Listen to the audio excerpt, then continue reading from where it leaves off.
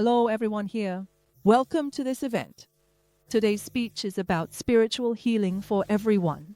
I am the host for today. Since the topic is about mind and Dharma, these two related themes, as you know, our speaker must be related to Buddhism. He is a great Khenpo from Larong Five Sciences Buddhist Academy. Khenpo means professor in Chinese. I believe you may know something about him, or some of you may not. This Khenpo has written numerous works. His works include Cruelty is Youth, Suffering is Life and Doing is Getting. His recent book is called What Are You Busy With? I believe this question is being asked of everyone here. Many people have benefited from his books. I wonder if anyone here has had a similar experience or has benefited from them.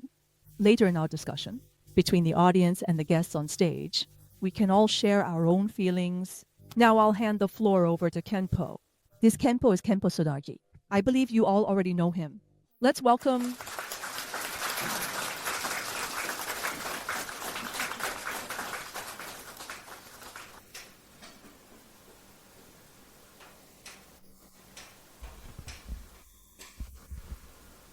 It is a pleasure to be here with all of you today. I am very much looking forward to having the opportunity to exchange ideas. I sincerely hope we can all learn from one another, mainly about the treatment of various types of psychological disorders, in particular, on this point, as someone who practices Buddhism, and from my perspective, personally speaking. I also often pay attention to the mental and emotional well-being of people. Therefore, I'd just like to start by offering some initial thoughts to spark discussion and briefly talk with you all just for a moment to have a brief conversation about the series of various psychological problems that many people currently face in today's world. There are also many such issues in countries around the world. Institutions, experts and psychological counselors, including religious figures, are all those who are concerned and directly or indirectly involved in therapeutic work. At the same time, as Buddhists, we are also concerned about this and want to emphasize our concern. At this point, I think all of you present here today, ladies and gentlemen, I've heard that many of you are involved in psychological counseling and psychotherapy, including work that is related to or associated with such disorders. Many of you have been engaged in this work for years, and so on. I think although our personalities, inclinations, and interests may differ, we share common ground on some of the important issues that we care about. Therefore, it is indeed very meaningful and truly necessary. Especially in our current era, it seems that mental disorders are becoming more and more common, and some of these disorders are even very severe. They have continuously and seriously threatened the overall health of adults and have seriously posed a threat to many people's families, as well as to many corners of our broader public society, in our communities and institutions. In this situation, all of us should, as responsible individuals, pay close attention to this issue. And it is absolutely necessary and essential for us to discuss, carefully consult and research together. As for me, based on what I know, from my perspective, mental problems are indeed quite extensive, especially in our society today, including just what I heard today about a child who was supposed to take the college entrance exam today, but has been struggling with many psychological problems. For many years, he hasn't wanted to get up in the morning and doesn't want to interact with others. Today is a very important and critical moment for him in his life, but he doesn't want to take the exam either. He has always been in a very painful and anxious state of mind facing the world after hearing this news. We always feel that in today's society is actually good, very good now.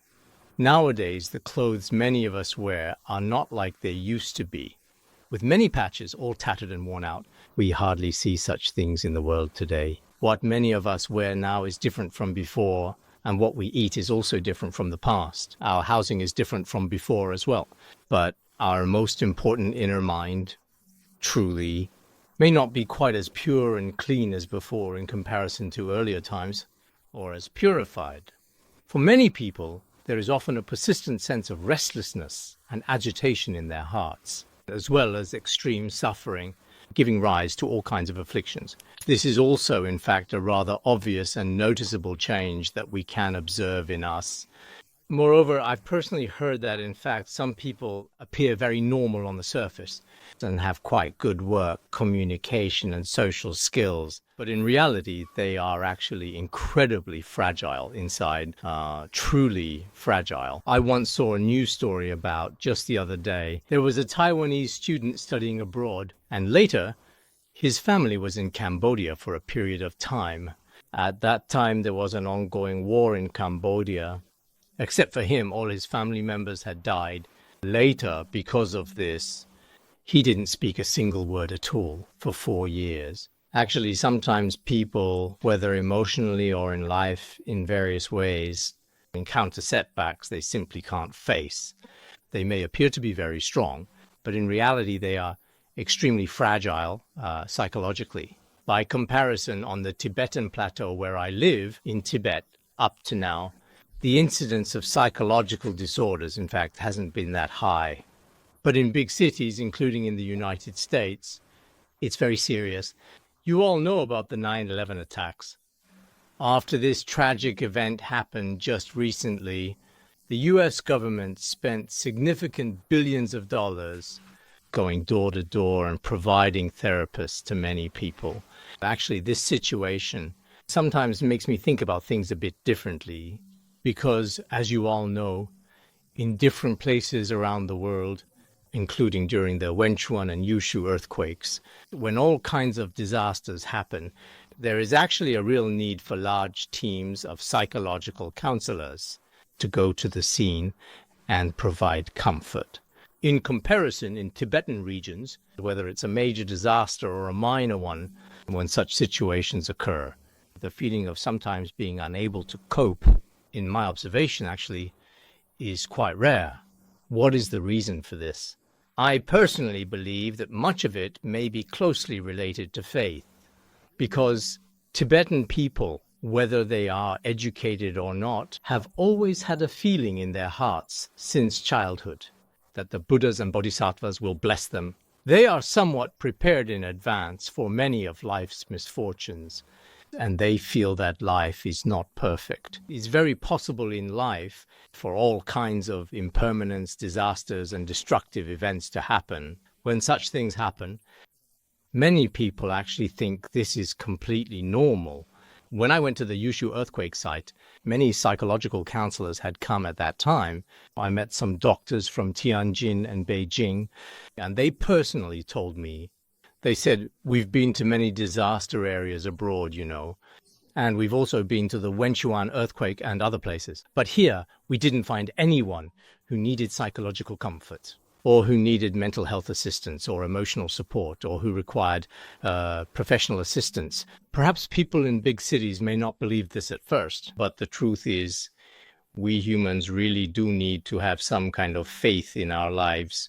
Or you could say to observe with wisdom. According to Buddhism's perspective on a range of psychological issues, fundamentally, our attachment to the self is too strong. In Buddhism, there is a scripture called the Vimalakirti Sutra, which says our ego clinging as sentient beings actually arises from discriminating and deluded thoughts. The four medical tantras in Tibetan Buddhism also state that our suffering comes from ego clinging and from the ignorant afflictions of greed, anger, and delusion. As a result, what we often observe in society today, so-called depression, autism, and all sorts of suffering, may in some cases be related to karmic forces from past lives and are closely connected to them. Some are perhaps due to excessive attachment to self-perception in this lifetime, being overly and excessively fixated on the self.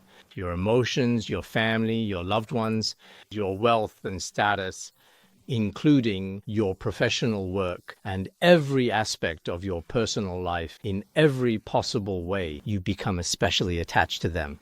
If you are particularly attached and your wishes aren't fulfilled, it can feel as if the sky has fallen for you and you find it impossible to face. In fact, we humans actually possess many truly remarkable and admirable qualities. if in one area you haven't developed your potential or achieved success, there is actually still a lot of room left. But I'm afraid that many people still haven't realized this yet. Recently, I also visited some schools in Beijing. Many teachers told me that children nowadays are very concerning. Many of them suffer from depression. Because of this, some even jump from buildings at school to commit suicide. It's very serious. Schools are very concerned. Some schools have even actually installed wire nets around many buildings as barriers, but it doesn't really help. So, when we have psychological problems, stainless steel or wire nets such as these may not be able to effectively stop them. If they can't jump from one tall building, they can still jump from another building. Sometimes when we see these children, they really are very pitiful. It's very possible that some of our young people, as well as some elderly people, when they encounter suffering, might potentially choose this path themselves.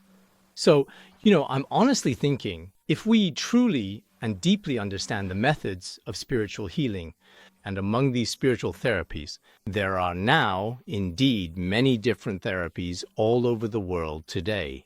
This is actually very important because true healing comes from within. There's a scripture called the Sutra on the Foundation of Mindfulness of the True Dharma, which is a very famous text in Buddhism. So what does this sutra really teach?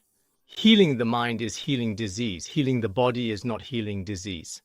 Put simply, in other words, treating the mind is true healing. If we only treat the body like what is done in Western medicine or Chinese medicine or in other forms of medical treatment, physical treatment is not truly ultimate. Treating the body is relatively easy. Treating the mind is much more difficult.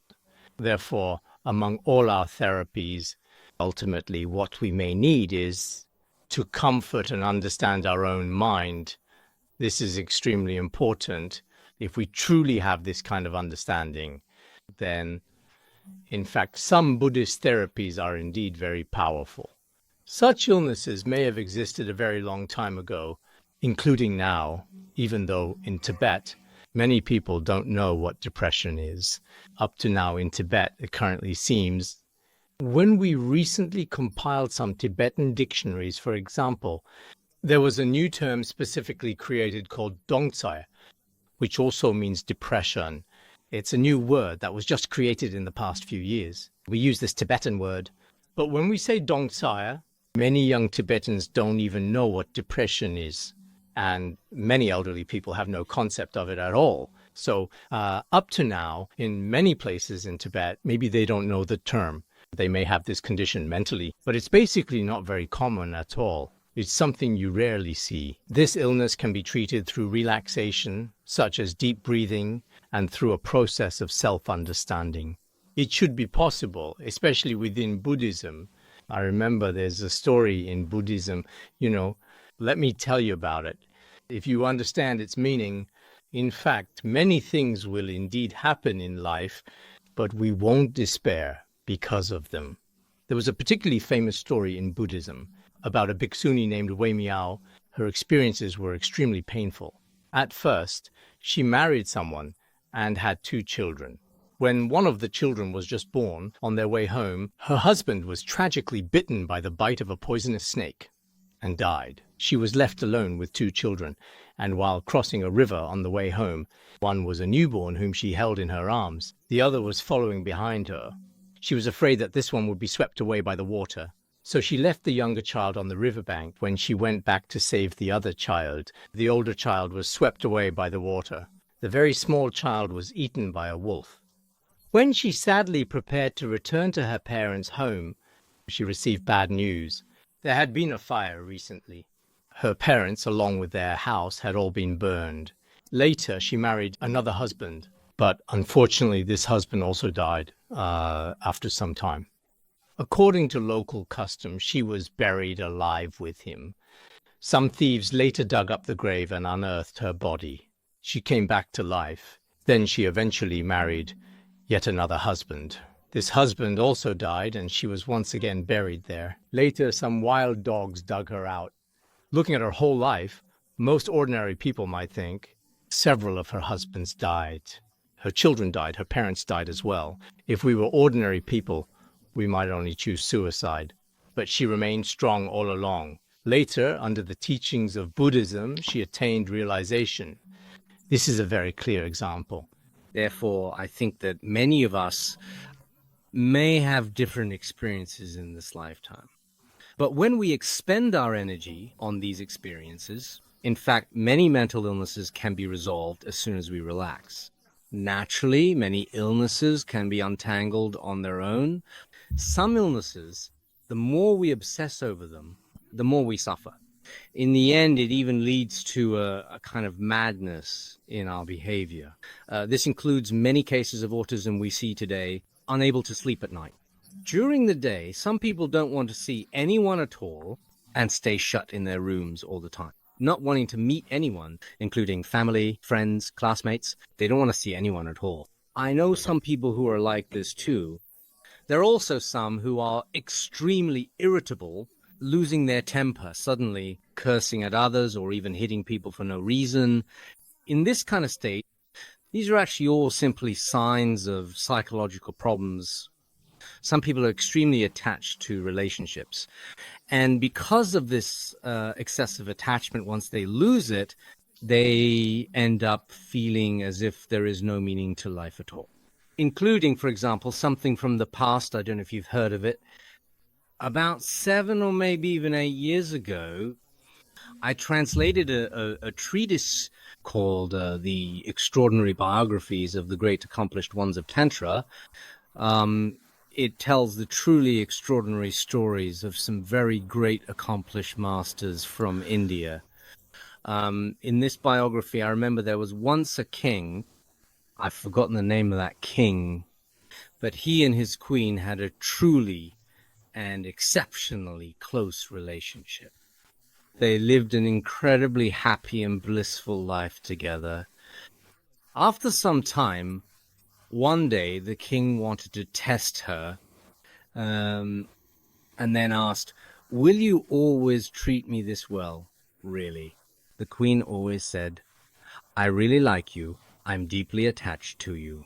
Later, on one occasion, the king wanted to observe her. So he told a servant, while he hid himself in the garden, he told the servant the king went into the forest.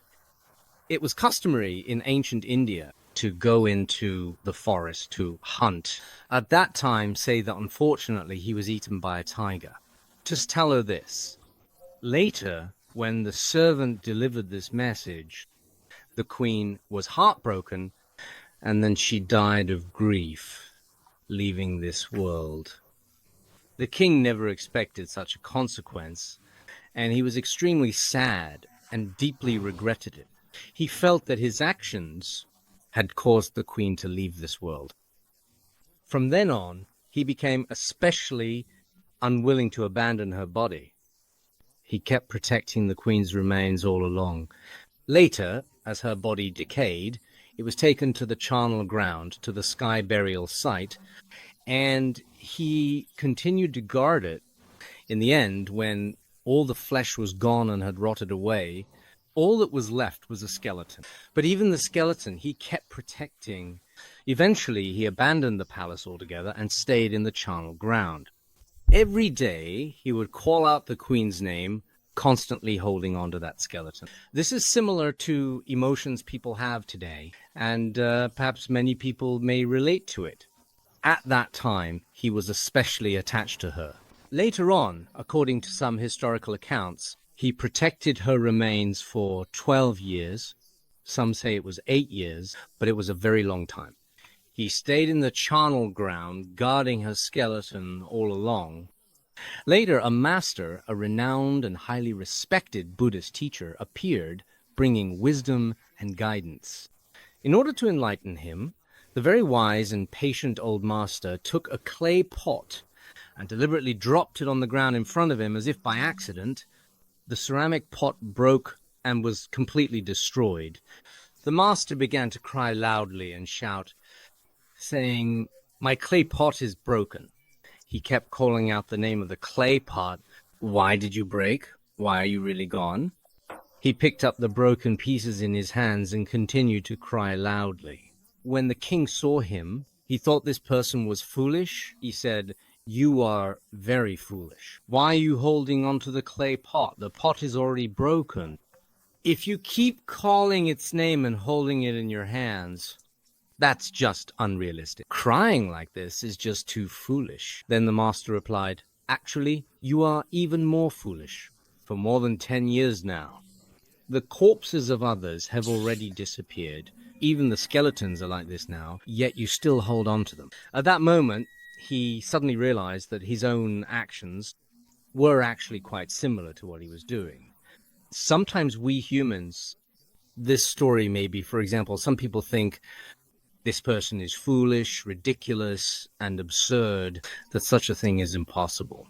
But in my view, there are indeed some people who are just as attached to relationship or to wealth, are exactly the same. There's simply nothing that can be done about it.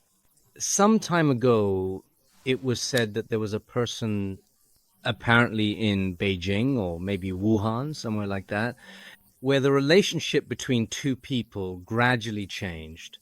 There was no way for the other person to restore it.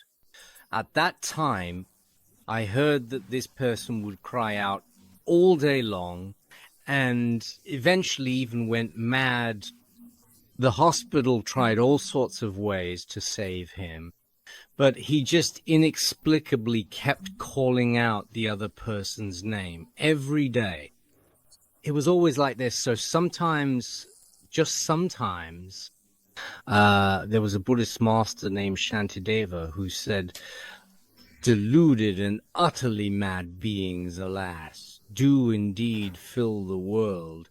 He said this with a tone full of compassion, lamenting that in our world, deluded and crazed people already cover the earth. Because so many of us cannot find or discover the real truth, and we create unnecessary attachments and needless suffering for ourselves. We create these ourselves, bringing tremendous trouble upon ourselves. Of course, according to some Buddhist teachings, when all the right causes and conditions come together, anything can manifest. But once those causes and conditions disperse, when they no longer exist, no matter how much pain, attachment, or worry you have, there are indeed some things you simply cannot do anything about.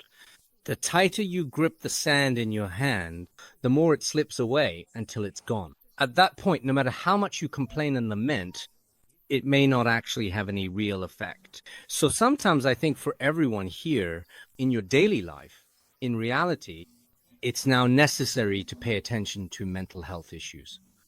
If you don't pay attention to psychological issues, it's very likely that right now you might think other people's actions and behaviors are very childish and naive, or even foolish.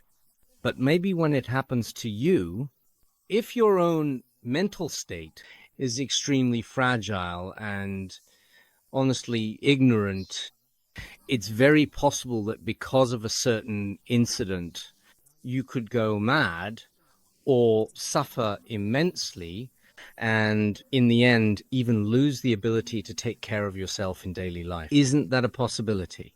It's very dangerous. So my suggestion is, whether it's to prevent psychological illnesses or for your overall well-being, or if we already have some so-called depression or other disorders, it should also be possible to address this through a certain kind of therapy, or by relying on a particular religious faith, for example. Actually, this is quite easy. You can visit a monastery for meditation. Through meditation, when your mind is completely relaxed, it should also be quite easy. There's also another way generating bodhicitta, according to Mahayana Buddhism, because when you awaken bodhicitta, in reality, you see yourself as very insignificant. You won't be overly attached to yourself. If you truly develop an altruistic mind, what you truly care about above all else is all of the sentient beings that exist in the world, every single one of them. Naturally, the mindset where you used to push yourself so hard will gradually dissipate like clouds and smoke. So sometimes I think for many of our psychological treatment methods, if we weren't so selfish, if we weren't so attached to ourselves, this self-awareness, if relaxed a bit and seeing other sentient beings, then in such cases, it's very easy, because if a person really understands some truths, some of the obsessive delusions they once had can instantly collapse and fall apart all at once and just disappear. This is actually very easy, especially when it comes to certain issues of our mind. The more you cling to them, the more they bind you. But the more we relax and let go, the happier, freer, and more at ease we become. This is the case, like generating bodhicitta in Mahayana exoteric Buddhism, which I think is very important. I've seen many people who used to have some psychological issues, but later, after truly studying Mahayana Buddhism, we often encourage them to study the way of the Bodhisattva. And learning Mahayana treatises naturally and almost miraculously, their minds just got better. This is one method. There's also another method, which is that some practices on non-self are also very important. The Chinese master Ji also said, the single dharma of prajna can cure all illnesses. This means that the prajna paramita, teaching on emptiness, can heal a great many ailments. This is something I feel very deeply about, because when it comes to the wisdom of emptiness, including now, some of us recite the Heart Sutra and the Diamond Sutra. In the past, some people have asked me, what should I do? It seems like I'm having some psychological issues. I told them, recite the Diamond Sutra more often. On one hand, it possesses an invisible power as a Buddhist scripture. And on the other hand, we know that the emptiness taught within it, naturally, if we are originally self-centered, we suffer greatly. But if our attachment to self can be slightly reduced or lessened, then many illnesses, discomforts, and problems will naturally leave us on their own. So my suggestion is, if I may, to recite the Diamond Sutra and the Heart Sutra more often, and use this method to help our body and mind become healthy. Physical and mental health are important. For physical health nowadays, in all the major hospitals, basically treatment is available. There are Western medicine hospitals and traditional Chinese medicine hospitals, but for psychological illnesses, aside from a few counseling and medical institutions, there are actually no real hospitals for them. In fact, among people, there are many who suffer from physical illnesses, but even more people suffer from psychological problems. According to some previous statistics, globally, people with depression was over 300 million just a few years ago. But this figure may not be entirely accurate. In China alone, nearly 200,000 to 300,000 people commit suicide every year, and many of these cases are caused by psychological illnesses. In fact, our human life is extremely precious. Not to mention suicide, even hurting yourself is not worth it. As long as we are alive in this world, no matter what happens, a way out. Life is at a crossroads. If one path doesn't work, you can always try another. If I can't succeed one way, maybe another approach will be even better. In fact, you all know that many famous people in the world have also suffered from psychological issues. This includes Hemingway, the author of The Old Man and the Sea. He also struggled with depression.